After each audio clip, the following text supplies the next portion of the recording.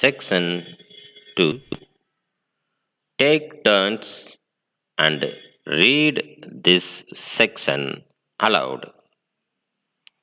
The train stopped at 8 o'clock in the midst of a clearing some 15 miles beyond Rothel,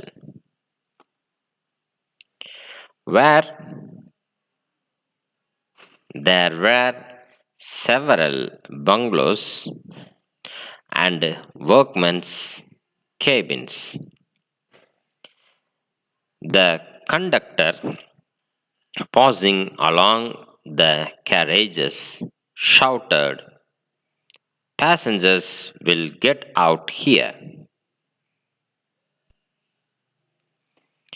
Phileas Fogg looked at Sir Francis Cromarty for an explanation, but the general could not tell why there was a halt in the midst of this forest of dates and acacias.